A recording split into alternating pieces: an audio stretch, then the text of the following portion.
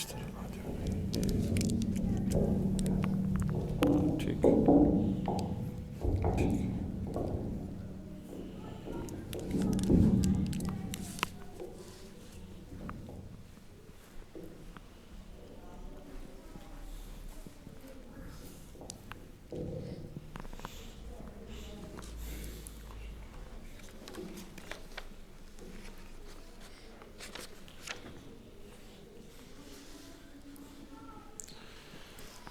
نحمده ونصلی علی رسولہ الکریم.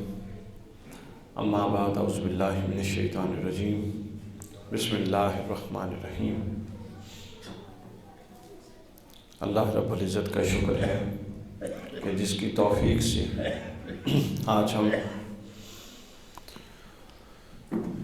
13 رجب المرجب کی اس بابرکت گھڑی میں جو ولادت مولا کائنات حضرت مولا علی کرم اللہ وجہ الکریم سے منسوب ہے، اللہ کے گھر میں اس کے حضور حاضر ہیں.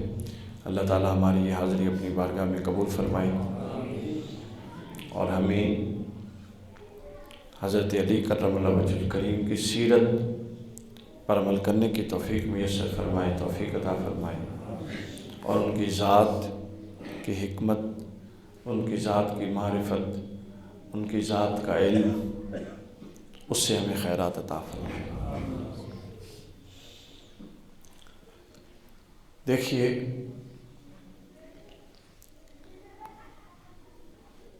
کہ سب سے پہلے ہمارا اس دنیا میں آنے کا مقصد جو ہے، اس سے میں بات کا آغاز کرنا چاہ رہا ہوں کہ ہم یہاں پر آئے اس دنیا میں. اللہ تعالیٰ نے اپنے علم اور اپنی حکمت سے جو وقت ہمارے لیے چنا، اس وقت میں اللہ تعالیٰ نے ہمیں دنیا میں بھیجا.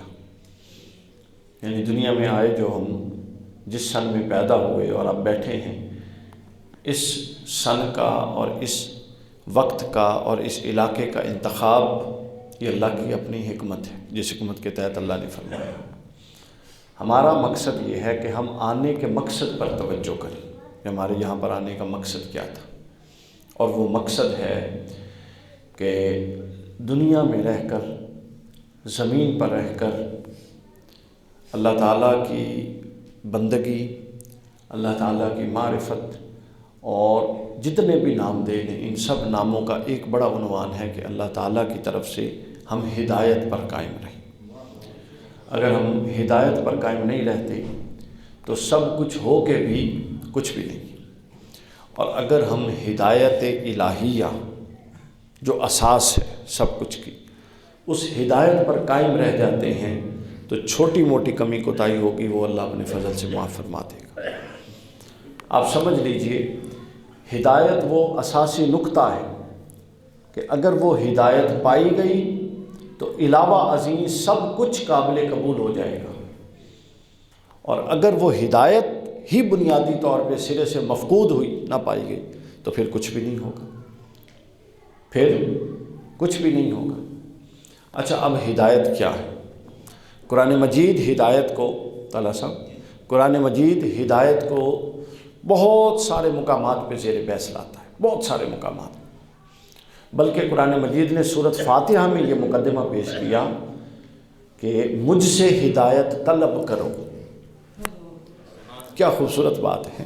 اہدنا الصراط المستقیم، مجھ سے صراط مستقیم یعنی ہدایت، اہدنا مجھ سے طلب کرو، تم سب مجھ سے ہدایت مانگو. کہا نا. اب مجھے ایک بات بتائیں، میں آپ سے کہوں کہ مجھ سے فلاں شے مانگو تو اس کا کیا مطلب ہوگا؟ وہ جو میں آپ سے کہہ رہا ہوں کہ مجھ سے فلاں شے مانگو، وہ شے میرے پاس ہے، اور جب آپ مانگیں گے تو میں آپ کو دے دوں گا. تو اللہ تعالیٰ کا یہ جو اسلوب ہے کہ مجھ سے ہدایت مانگو، یہ اس بات کی دلیل ہے کہ ہدایت دینے پر اگر کوئی ذات قادر ہے تو وہ صرف اللہ کی ذات قادر ہے. چونکہ وہ خود کہتا ہے نا کہ مجھ سے ہدایت مانگو. اس نے بعض مقامات پر قرآن مجید میں اس کی بھی نفی کی، اپنے انبیاء سے نفی کی کہ اگر اللہ نہ چاہے تو اے محبوب آپ چاہ کر بھی ان کو ہدایت پر نہیں لا سکتے، کیونکہ ہدایت وہ جوہر ہے جو روح کے اندر، خمیر کے اندر اللہ پیدا فرمائے گا اور وہ روشنی پیدا فرمائے گا تو وہ کلام الہی قبول کر لے گا۔ یعنی آپ کا باطن ہے، ماشاءاللہ بلّہ صاحب تشریف لے آئے ہیں جی، یعنی آپ کا باطن ہے، دیکھیں نا ماشاءاللہ، وعلیکم السلام، دیکھیے آپ کا باطن ہے، توجہ ادھر رکھیے، آپ کا باطن ہے، ایک چیز آپ کے پاس ہے، اس کے اندر اس شے کو قبول کرنے کی اہلیت ہی نہیں ہے۔ اگر اس شے کو قبول کرنے کی بنیادی اہلیت ہی نہیں پائی جاتی تو آپ جتنی مرضی کوشش کر لیں، آپ وہ چیز اس میں نہیں پیدا کر سکتے جس میں بنیادی استعداد نہیں ہے۔ اس کی تھوڑی ایکو کم کر دی، لوگ کم ہیں نا تو ایکو کم کر دیں، شور زیادہ ہو رہے ہیں۔ تو بنیادی استعداد پائی جائے گی تو اس کے بعد وہ شے قبول ہوگی۔ مثلا اب یہ میرے پاس ہے، یہ شیشے کا، کرسٹل کا، اگر کوئی کہے کہ یہ پانی کو یا کسی شے کو اپنے اندر جذب کرے تو کیا یہ اپنے اندر جذب کر سکتا ہے؟ نہیں کر سکتا۔ کیوں نہیں کر سکتا؟ چونکہ اس کے اندر یہ استعداد ہی نہیں رکھی گئی کہ یہ جذب کرے۔ جذب کرنے کے لیے ایک ایسا وجود چاہیے جو نرم ہو، جس طرح ہمارے پاس فوم ہوتا ہے اور چیزیں ہوتی ہیں، ہم دباتے ہیں تو وہ پانی کو اپنے اندر جذب کر لیتا ہے، ایسا ہوتا ہے کہ نہیں ہوتا؟ یہ جذب کر سکتا پانی کو؟ نہیں۔ اگر آپ سے کوئی کہے کہ اس کو دبائیں تاکہ یہ پانی کو جذب کر لے اور پانی کو چوس لے تو آپ کیا کہیں گے؟ آپ کہیں گے بھائی یہ اس لیے ہے ہی نہیں کہ یہ پانی کو چوسے، چونکہ اس کو بنایا ہی اس لیے نہیں گیا، اس کے اندر بنیادی اہلیت ہی نہیں ہے کہ یہ کام کر سکے۔ تو اسی طرح آپ کا باطن ہے، اگر آپ کے باطن کے اندر وہ بنیادی اہلیت ہی نہ ہو، وہ بنیادی استعداد ہی نہ ہو، وہ بنیادی کرنٹ ہی نہ ہو جو ہدایت کو کیچ کرتا ہے اور ہدایت کے سگنل کو پکڑتا ہے، تو بے شک آگے پیچھے دائیں بائیں جتنی ہدایتیں پھرتی رہیں آپ کو کوئی اثر نہیں ہونے والا۔ آگے پیچھے دائیں بائیں جتنی ہدایتیں پھرتی رہیں آپ کو کوئی اثر نہیں ہونے والا۔ تو آپ اس نقطے کو سمجھیں، میں اس کو عرض کر دیتا ہوں اختصار سے دوبارہ، کہ بنیادی چیز اس زمین پر آنے کے لیے، آنے کا مقصد ہے اللہ تعالیٰ کی معرفت اور ہدایت پر رہنا، اور اللہ خود فرماتا ہے کہ مجھ سے ہدایت طلب کرو، اہدنا الصراط المستقیم، مجھ سے ہدایت کی دعا کرو، اللہ فرماتا ہے۔ اور یہی آپ کی زمین پر آنے کا اور زندگی کا مقصد ہے کہ آپ آئے ہیں تو آپ ہدایت پر رہیں اور ہدایت کو لے کر جائیں۔ تو پھر ہدایت کیسے آئے گی؟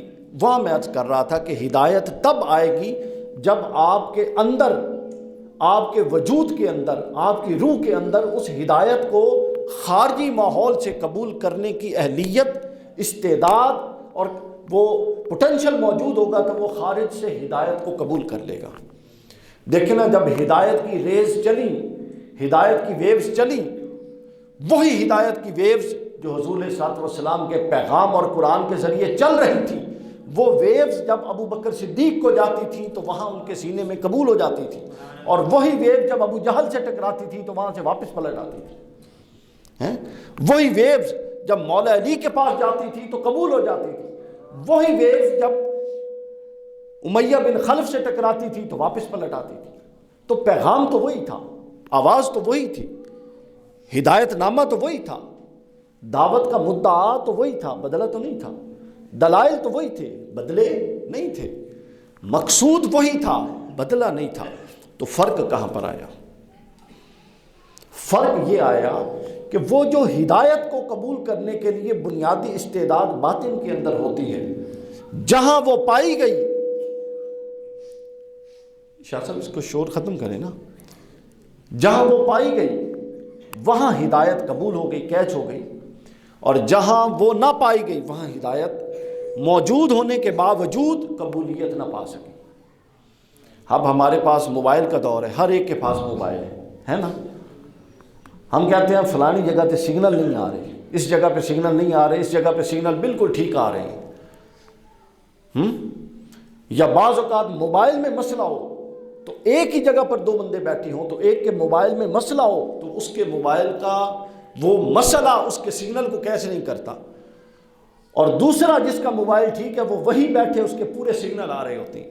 تو وجہ یہ ہے جس ڈیوائس نے وہ سگنل قبول کرنے ہیں وہ ڈیوائس ٹھیک ہے، اور جہاں پہ وہ ڈیوائس غلط ہو وہ سگنل قبول نہیں ہوتا۔ تو گویا ہدایت کا مدار صرف اللہ کی ذات پر ہے۔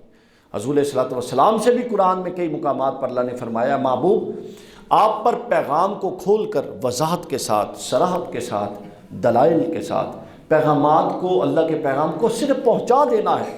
آپ اپنے قلب و اتھر کو کیوں مغموم کرتے ہیں اگر یہ ایمان قبول نہیں کرتے؟ فرمایا مفہوم کئی روایات آیات کا مفہوم کیا محبوب اگر آپ چاہیں تو ان کے دل میں ہدایت نہیں ڈال سکتے جب تک اللہ نہ ڈال دے۔ تو یہ ایک واضح بات ہے، ہدایت قبول ہی وہ دل کرتا ہے جس کے دل سے اللہ کی طرف سے اذن اور اجازت آ جائے کہ ہاں اب یہ دل مجھے قبول ہے کہ میری ہدایت اس میں رسوخ پائے، پھر وہ دل ہدایت یافتہ ہو جاتا ہے۔ اب آپ سوچ رہے ہوں گے کہ ہے مولا علی کی ولادت کا دن تو میں نے یہ والی بات کیوں کہی؟ ایک بات آپ لوگوں نے بڑی سنی ہوئی ہے، بلا صاحب نے بھی سنی ہوئی ہے، سب نے سنی ہوئی ہے۔ آپ لوگ اکثر وہ روایتیں سنتے ہیں، حضرت علی نے سب سے پہلے اسلام قبول کیا، حضرت علی نے سب سے پہلے اسلام قبول، سنتے ہیں نا ساری روایتیں۔ اب میں آپ کو اس کی معنویت بتاتا ہوں، یہ کوئی معمولی بات نہیں ہے، یہ کوئی معمولی بات نہیں ہے، بلکہ پہلے دو حدیثیں سن لیں پھر ہم اس بات کو آگے بڑھاتے ہیں۔ امام ترمذی بیان فرماتے ہیں قال سمعت زید بن ارقم یقول اول من اسلم علی، حضرت زید بن ارقم رضی اللہ تعالیٰ عنہ فرماتے ہیں کہ پہلا شخص رسول اللہ صلی اللہ علیہ وسلم کی امت میں جس نے ہدایت الہی کو قبول فرمایا وہ علی ابن ابی طالب۔ ذرا ایک دو یہ حدیثیں سن لیں پھر میں واپس اس کو جوڑتا ہوں۔ پھر حضرت انس بن مالک فرماتے ہیں المصنف ابن ابی شیبہ، انس ابن مالک فرماتے ہیں قال بعثت النبی صلی اللہ علیہ وسلم یوم الاثنین وصلی علی یوم الثلاثاء، فرماتے ہیں کہ حضور علیہ الصلوۃ والسلام نے اعلان نبوت سوموار کے دن کیا اور منگل کے دن حضرت علی فرماتے ہیں میں نے رسول اللہ کے پیچھے نماز پڑھی۔ یعنی یہ نہیں کہہ رہے کہ منگل کے دن اسلام قبول کیا، یہاں اسلام قبول کا نہیں ہے، یہاں یہ ہے کہ اسلام کب قبول کیا، ظاہر ہے اس سے پہلے قبول کیا نا۔ اب سوموار کو تو اعلان نبوت ہو رہا ہے، سمجھے، اور منگل کو نماز پڑھی جا رہی ہے، تو گویا اس دوران میں کتنے ساتھ اور کتنی گھڑیاں ہوں گی جس میں حضرت علی نے اسلام قبول کر لیا ہوگا اور ہدایت کو قبول کیا، اور منگل کے دن حضور کی اقتداء میں نماز پڑھ رہی تھی۔ آگے سنیے اسی طرح کی حضرت اور بہت ساری روایات، بس میں ایک طویل روایت آپ کو بیان کر دوں، وہ بڑی معنی خیز ہے، مسند احمد میں ہے کہ ایک شخص تھا اسماعیل بن ایاس بن عفیف، یہ حضرت عباس بن عبد المطلب جو حضور کے چچا تھے، وہ تاجر بھی تھے، بزنس مین تھے، وہ حضرت عباس کے پاس آتا تھا تجارت کا مال لینے دینے۔ وہ آیا حضرت عباس کے ساتھ کوئی بات چیت کر رہا تھا، کعبۃ اللہ کے صحن میں بیٹھے ہوئے تھے، تو سارا معاملہ ہو گیا، بزنس کا معاملہ جو بھی بات چیت کرنی تھی، پھر وہ تھوڑی گپ شپ لگانے بیٹھ گئے۔ اتنی دیر میں سورج، وہ غالباً روایات سے صراحت نہیں ہے لیکن جو غالب گمان جاتا ہے وہ ظہر کی نماز کا ہے یا اس کے بعد عصر کا ہے، کہ وہ دن کا وقت تھا، روشنی تھی، کہ تھوڑی دیر وہ بات چیت کر رہے تھے کہ ایک شخص اس طرف سے آیا اور اس نے آ کے خاص وضاقتہ میں عبادت شروع کر دی سین کعبہ کی ایک طرف۔ پھر ایک خاتون اسی پردے سے نکلی، پردے میں، انہوں نے بھی ان کے پیچھے اقتداء کی، پھر ایک بچہ نکلا، انہوں نے بھی اقتداء کی۔ تو وہ شخص جو آیا تھا حضرت عباس بن عبد المطلب سے تجارت کا معاملہ کرنے، وہ پوچھنے لگا کہ عباس یہ کون ہے؟ انہوں نے بتایا کہ میرے بھائی کے بیٹے ہیں، ان کا یہ خیال ہے کہ یہ اللہ کے نبی ہیں اور یہ اپنے طریقے سے جو ان کو ان کے رب نے سکھایا یہ عبادت کر رہے ہیں۔ ابھی تک عباس بن عبد المطلب نے اسلام نہیں قبول کیا تھا، عبادت کر رہے ہیں۔ تو اچھا، اس نے کہا پھر یہ خاتون کون ہے؟ انہوں نے کہا یہ خاتون ان کی زوجہ خدیجہ ہے، خدیجہ بنت خویلد، یہ بھی ان کے ساتھ نماز پڑھ رہی ہیں۔ اس نے کہا اچھا پھر یہ بچہ کون ہے تیسرا؟ اس نے کہا یہ بچہ ان کے چچا جناب ابو طالب کا بیٹا ہے اور اس کا نام علی ہے اور یہ بھی ان کے ساتھ نماز پڑھ رہا ہے۔ وقت گزرتا گیا، سالہ سال گزر گئے، وہ جو شخص تھا نا یہ والا، یہ بھی اسلام قبول کر لیا اس نے بعد ازاں بہت سالوں بعد. اور جب یہ عباس بن عبد المطلب سے ملتا ہے شاہ صاحب تو ایک افسوس کرتا، کہتا ہے عباس تجھے وہ گفتگو یاد ہے جو ہم نے سین کعبہ میں کی تھی؟ کہتے ہیں کاش اگر اس وقت اللہ مجھے ہدایت دے دیتا تو پھر زمین پر ہدایت یافتوں میں خدیجہ الکبریٰ اور علی بن ابی طالب کے بعد میں تیسرا شخص ہوتا. یعنی وہ یہ کہہ رہا تھا، اب سنیں، وہ یہ کہہ رہا تھا کہ لیکن آگے وہ کہتا ہے میں نے ہدایت قبول نہ کی، وجہ یہ تھی کہ اس وقت تک میرا دل جناب بارگاہ الہی میں ہدایت کے لیے منتخب ہی نہیں ہوا تھا. تو جو دل منتخب ہو جاتے ہیں ان کو پھر ہدایت اسی وقت میسر آ جاتی ہے. تو گویا زمین پر رسول اللہ صلی اللہ علیہ وسلم کے آنے کے بعد رسول صلی اللہ علیہ وسلم اور حضور علیہ السلام کی قلب اطہر کی تو مثال ہی کوئی نہیں ہے، اس کا تو جوڑ ہی کوئی نہیں ہے. وہ تو ہدایت یافتہ کیا، وہ تو خود منبع اور مخزن اور مصدر ہدایت ہے، اس سے تو ہدایت نکلتی ہے، اس کے تو وجود اور خمیر میں ہدایت موجود تھی. لیکن جب رسول اللہ صلی اللہ علیہ وسلم آئے اور حضور کے بعد اللہ رب العزت نے جب اہل جہان اور اہل زمین پر اور اہل زمین کے قلوب کی طرف متوجہ ہوا کہ اب محمد الرسول اللہ نے اعلان نبوت کر دیا ہے، تو ایسے چند کون سے نفوس قدسیہ ہو سکتے ہیں کہ جن کو میں ابتدائی شرف دوں؟ وہ دین جو ختم النبی ہے، جو خاتم النبیین ہے، جس کی ہدایت آخری ہدایت کی کتاب ہوگی اور جس کا ڈنکا پھر قیامت کے دن اور قیامت تک اور پھر محشر میں اور ہر جگہ بجے گا. اس ہدایت کے لیے اب اعلان ہو چکا ہے. اب اس ہدایت کے لیے میں کن دلوں کو چنوں؟ تو اللہ رب العزت نے جب عرش سے فرش کی طرف توجہ فرمائی تو پہلا شخص جس کی طرف توجہ گئی مردوں میں وہ علی بن ابی طالب تھا، اور عورتوں میں جس کی طرف توجہ گئی وہ حضرت سیدہ خدیجہ الکبریٰ تھی. نعرہ تکبیر، نعرہ رسالہ، نعرہ حیدری، نعرہ حیدری. یعنی یہ کوئی معمولی بات نہیں ہے کہ آپ کسی کی شان بیان کریں گے تو ہوگی، ایسا نہیں ہے. یعنی ایسی بات نہیں ہے کہ آپ کچھ کسی کی شان کے بارے میں کہیں گے تو ہوگی، بلکہ حضرت علی کرم اللہ وجہ الکریم کی شخصیت وہ ہے کہ جن کا قلب اطہر اس وقت منتخب کیا گیا کہ جس وقت کسی اور کا دل منتخب نہیں کیا گیا.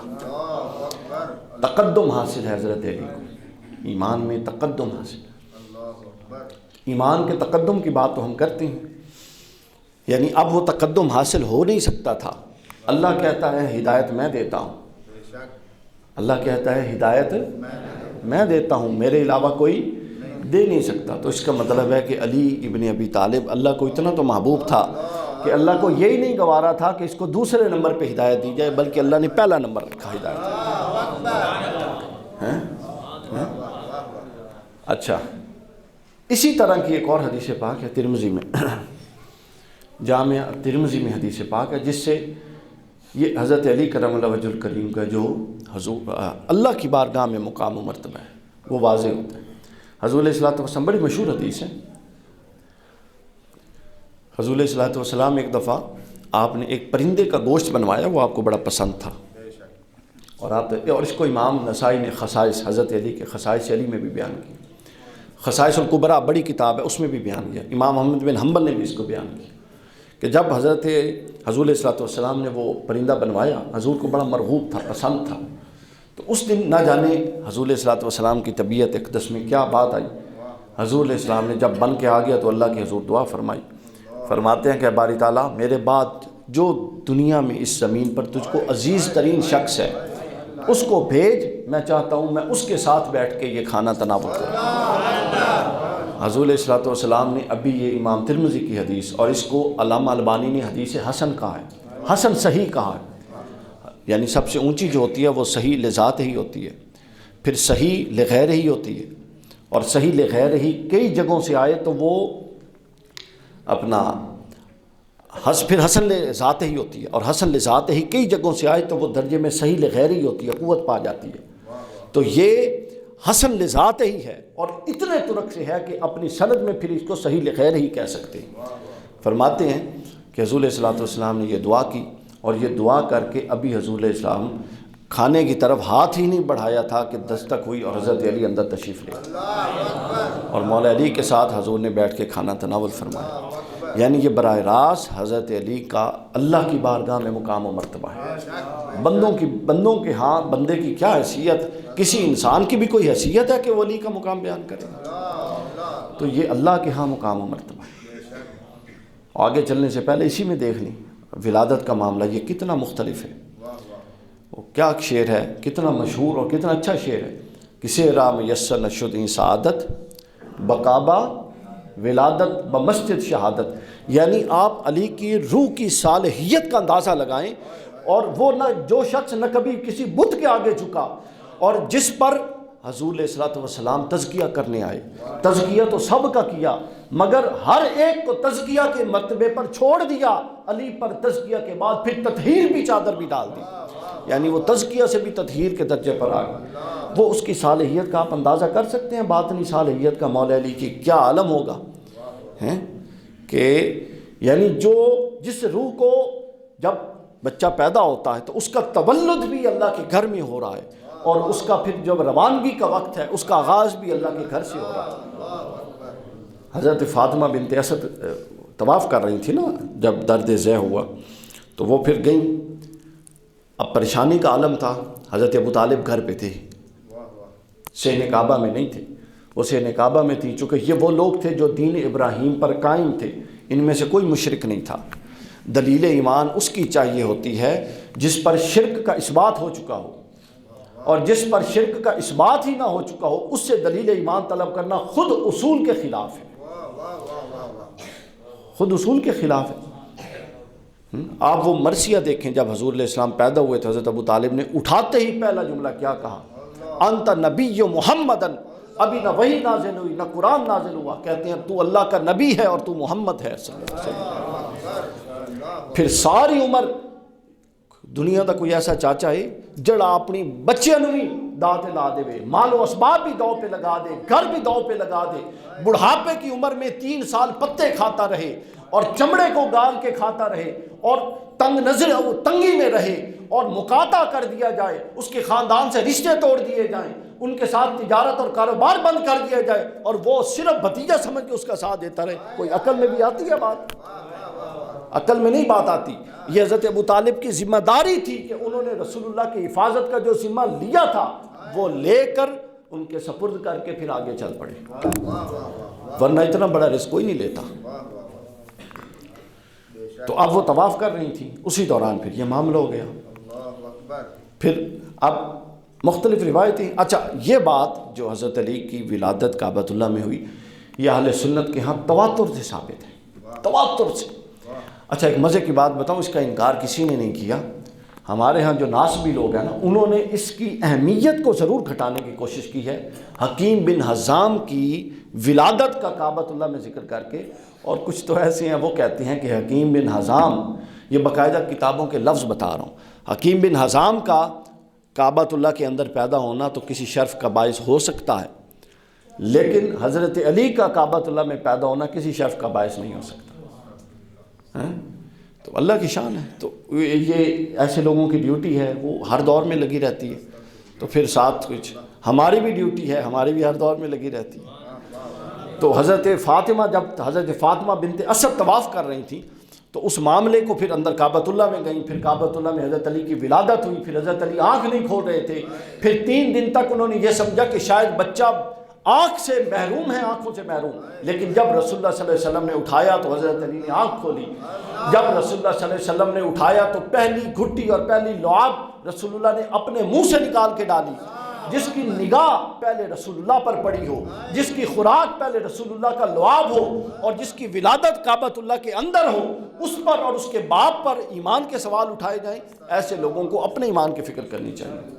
اور کسی نے کیا خوب کہا کہ حیران تھی فاطمہ، ایک شعر ہے بہت شاندار اس ولادت کے قصے کو بیان کرتے. حیران تھی فاطمہ کہ حرم میں کدھر سے جائیں. وہ ایک کیفیت بن گئی نا پریشانی کی کہ حرم میں کدھر سے جائیں. اب اتنا بھی موقع نہیں تھا کہ سفر کر کے واپس پلٹ جاتی گھر میں. حیران تھی فاطمہ کہ حرم میں کدھر سے جائیں. دیوار کہہ رہی تھی کہ بی بی ادھر سے آئیں. اوروں کے لیے شرط ہے آئیں تو در سے آئیں. لیکن جو اہل بیت ہے چاہے جدھر سے لیکن جو اہل بیت ہے تکبیر، نعرہ رسالت، نعرہ حیدری، لیکن جو اہل بیت ہیں چاہیں جدھر سے آئیں. تو اہل بیت کا اسی لیے امام ابن جوزی نے کتاب کا نام ہے مناقب امام احمد ابن حنبل، وہ حنبلی ہے، مناقب امام احمد ابن حنبل، اس میں بحث کرتے ہوئے لکھا ہے کہ آل رسول اور اہل بیت اطہار وہ شخصیات ہیں جن پر کسی کو قیاس ہی نہیں کیا جا سکتا. تقابل اور مفاضلہ تو دور کی بات کہ فلاں افضل ہے فلاں افضل نہیں ہے، وہ کہتے ہیں کہ ان پر کسی کو قیاس ہی نہیں کیا جا سکتا. آپ کی عقل یہ بتائیں کہ کبھی آپ اپنے دوست میں اور اپنے بیٹے میں کوئی مقابلہ اور موازنے کا تصور کر سکتے؟ نہیں کر سکتے. یہ خلاف عقل ہے، یہ وضع ہے، بات کی وضع ہے. مفاضلے بنا دیے گئے، اور کن میں بنا دیے گئے؟ صحابہ کرام میں اور اہل بیت اطہار میں. اندازہ کر لیں، یعنی وہ لوگ، اب اگر کسی نے کتابیں پڑھی ہوں تو دیکھیں مولا علی کا اور جناب صدیق اکبر رضی اللہ عنہما، ان کا آپس کا تعلق کس نوعیت کا تھا؟ سیدنا عمر کا اور حضرت علی کا آپس کا تعلق کس طرح کا؟ حضرت عمر کہتے ہیں کہ مجھے اللہ ایسی مشکل نہ دے جس میں مجھے علی میسر نہ ہو اس کو آسان کرنے کے لیے. حضرت عمر کا بیٹا آ کے شکایت کرے کہ حسین نے ہمیں اپنا غلام کہا ہے، اور عمر کہے جا چٹ لے کے جا، حسین نے کہا لکھ کے دے وے. وہ لکھوا کے لائے. ابا جی لکھوامنی کس واسطے؟ لکھوانا اس لیے فرمایا کہ عمر قبر میں لے کر جائے گا کہ جب قیامت کے دن سے اٹھے گا اور رسول اللہ کہیں گے اور اللہ کہے گا کہ کیا لایا ہے عمر؟ فاروق اعظم. تو وہ کہے گا کہ حسین کی غلامی لایا ہوں.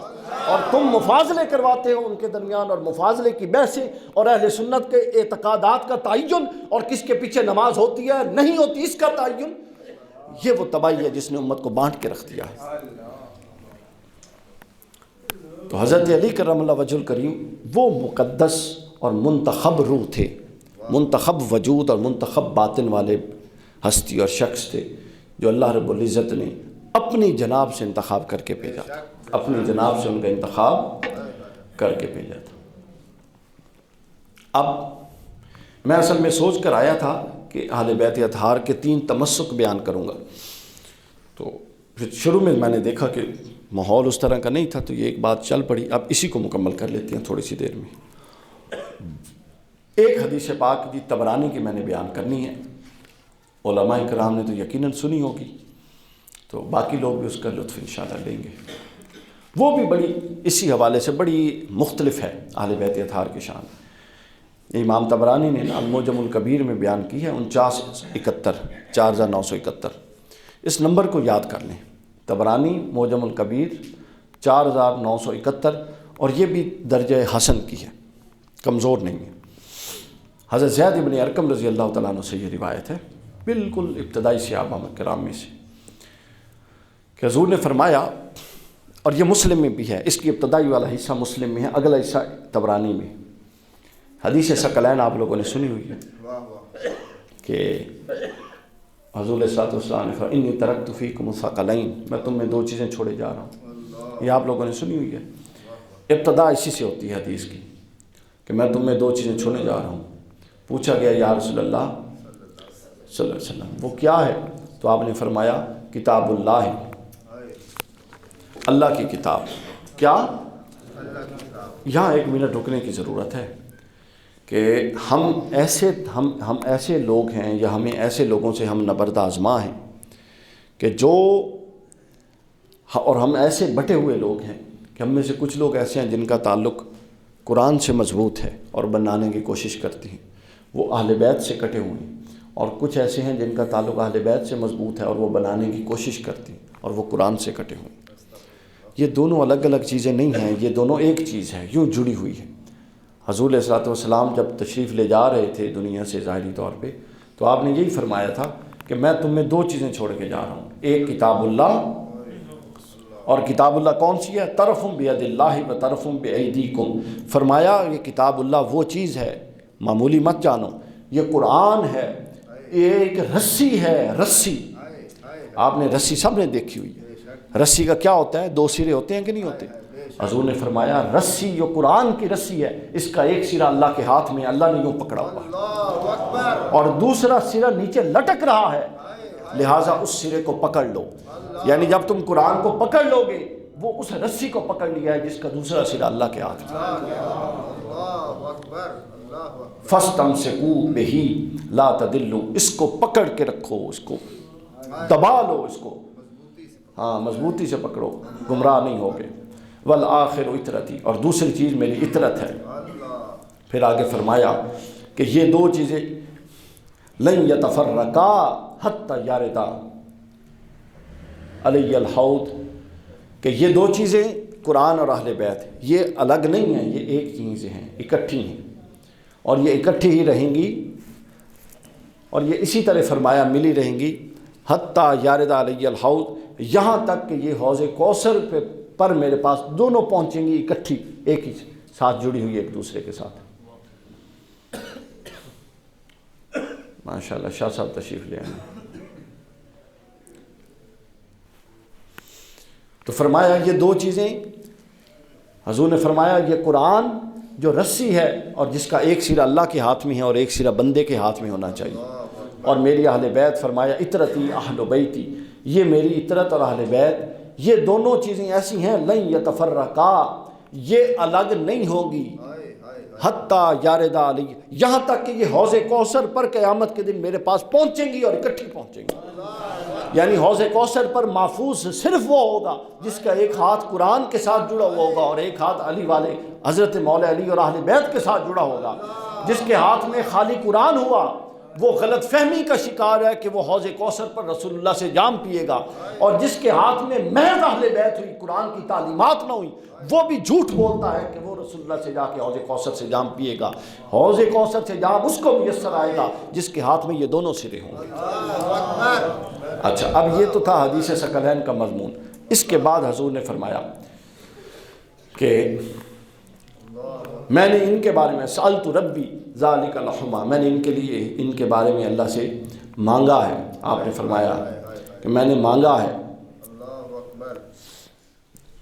یہ مانگا ہے کہ یہ کبھی جدا نہیں ہوں گے اور ہمیشہ ایک ساتھ رہیں گے۔ لہٰذا آگے فرمایا، اب آگے وہ نصیحتیں ہیں جو میں نے کہا نا اس حدیث کے اندر 1-2 بڑی لاجواب قسم کی باتیں ہیں۔ فرمایا فلا تقدموہما فتہلکوا، فلا تقدموہما فتہلکوا، خبردار ان دونوں سے تقدم آگے بڑھنے کی کوشش مت کرنا۔ مجھے ایک بات بتائیں، قرآن سے آگے کبھی کسی نے بڑھنا ہے یا کوئی بڑھ سکتا ہے؟ یعنی جوڑ کے دونوں کو رکھا، مگر حکم اہل بیت کا بیان ہو رہا تھا۔ یہ بالکل ویسے ہی ہے جیسے اللہ جگہ جگہ پہ کہتا ہے اللہ اور اس کے رسول سے جنگ نہ کرو۔ اللہ سے کسی نے جنگ کرنی ہے؟ جنگ تو رسول سے ہوتی ہے، وہی اللہ سے ہوتی ہے۔ اللہ اور اس کے رسول کی اطاعت کرو۔ اللہ کو کسی نے دیکھا ہے کہ کیا عمل کرنا ہے؟ جو رسول کہتا ہے وہی اللہ کی اطاعت ہوتی ہے۔ یہ بالکل ایسے ہے۔ فرمایا کہ خبردار قرآن اور اہل بیت سے آگے مت بڑھو، چونکہ اللہ جانتا تھا قرآن سے آگے تو کوئی بڑھ نہیں سکتا، نہ کوئی کوشش کرے گا۔ کوشش کریں گے اہل بیت سے آگے بڑھنے کی اور مفاضلے کروائیں گے اہل بیت کو پیچھے رکھنے کے لیے۔ تو فرمایا فلا تقدموہما، خبردار ان سے پیچھے آگے مت بڑھنا، جو ان سے آگے بڑھنے کی کوشش کرے گا وہ ہلاک ہو جائے گا۔ فتہلکوا ولا تکسروا عنہما، فتہلکوا، اور خبردار ان سے پیچھے بھی نہ رہ جانا، ہلاک ہو جاؤ گے۔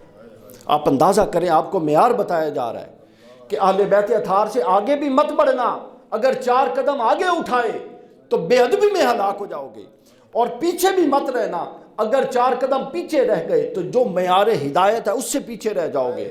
یعنی اہل بیت اطہار وہ معیار ہیں کہ جس نے رسول اللہ اور اللہ کی بارگاہ میں کامیاب ہونا ہے، اس کے لیے کامیابی یہ ہے کہ جو اہل بیت کہیں اس کے آگے سر تسلیم خم کر دے۔ جہاں اہل بیت کا کوئی فرد معلوم ہو اس کو حق سمجھے۔ یہی وجہ ہے ترمذی کی حدیث، حضور نے فرمایا کہ اللہ علی کو حق کے ساتھ یوں متمسک کر دے کہ جہاں پر علی مڑے حق کو ادھر موڑ دے۔ یعنی کائنات کا ہر فرد جہاں پر کھڑا ہے آپ کو دیکھنے کا حق ہے عقل و خرد کی روح سے کہ وہ حق پر ہے یا نہیں ہے۔ ایک فرد رسول اللہ کے بعد علی ابن ابی طالب ہے، وہ یہاں پر کھڑا ہے، آپ نہیں دیکھیں گے کہ وہ حق پر ہے یا نہیں، بس علی کا کھڑا ہونا اس بات کی دلیل ہے کہ حق یہاں پر ہے، حق یہاں پر ہے۔ نعرہ رسالہ، نعرہ حیدری۔ تو فرمایا نہ ان سے پیچھے ہٹو نہ ان سے آگے بڑھو، بلکہ ان کی اقتداء میں ان کے ساتھ چلو، جڑے رہو، آگے پیچھے نہیں ہونا، جڑے رہو۔ پھر آگے فرمایا وَلَا تُعَلِّمُوهُمْ، اور خبردار ان کو پڑھانے کی کوشش مت کرو، ان کو سکھانے کی کوشش مت کرو۔ کیوں؟ فَإِنَّهُمْ أَعْلَمُ مِنْكُمْ، تم میں سے ہر فرد، رسول اللہ کہہ رہی ہیں فَإِنَّهُمْ أَعْلَمُ مِنْكُمْ، امت کا ہر فرد جاہل ہے میری اہل بیت کے سامنے، یہ پڑھے ہوئے ہیں، یہ عالم ہیں، یہ عالم ہیں، یہ سب سے زیادہ جاننے والے ہیں، ان سے زیادہ کوئی جاننے والا نہیں ہے۔ اگر عمر فاروق رضی اللہ عنہ اور سیدنا ابو بکر صدیق رضی اللہ عنہ اپنے سوالات مولا علی سے حل کرواتے تھے تو کسی دوسرے کی کیا مجال ہے کہ وہ کسی اور کی طرف جائے؟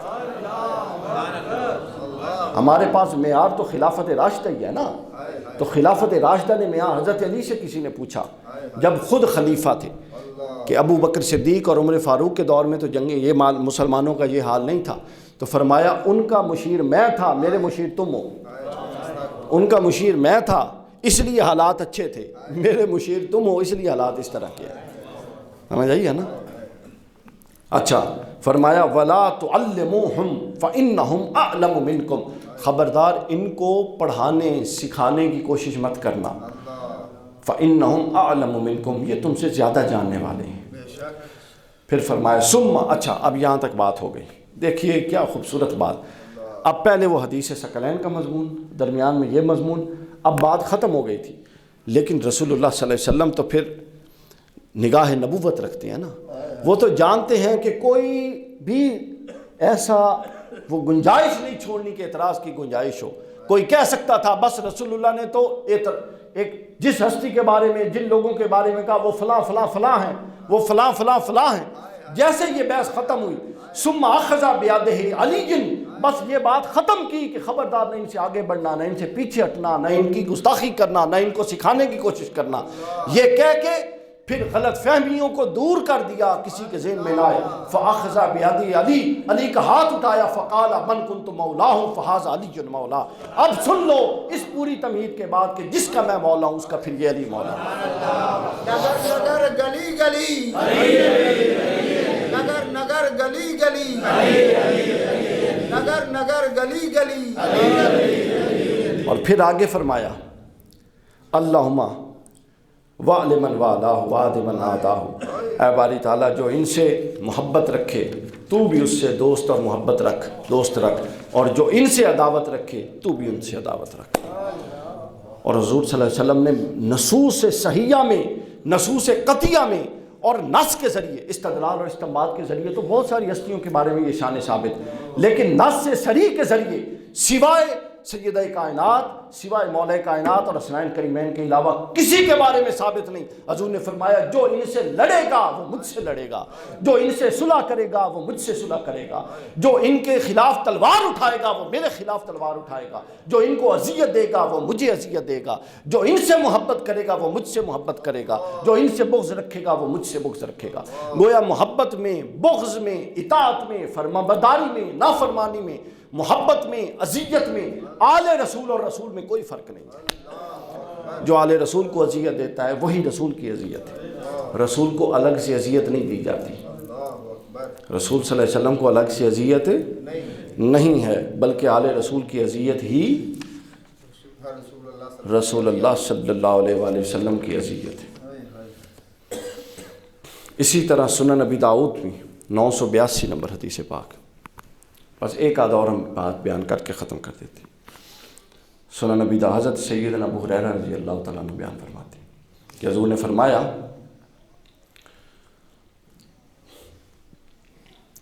کہ ہم لوگ نیک اعمال جو کرتے ہیں اور پھر اس کے اجر کا امید رکھتے ہیں اللہ کے حضور سے کہ اس کا اجر ملے گا، کسی نے نماز پڑھی، کسی نے کوئی صدقہ خیرات کیا، کسی نے کسی کو کھانا کھلایا، جتنے بھی نیک اعمال ہیں، جس نوعیت کے بھی نیک اعمال ہیں، حضور صلی اللہ علیہ وسلم نے فرمایا کہ وہ نیک اعمال جو انسان کرے گا اور اس کے نامہ اعمال میں لکھے جائیں گے۔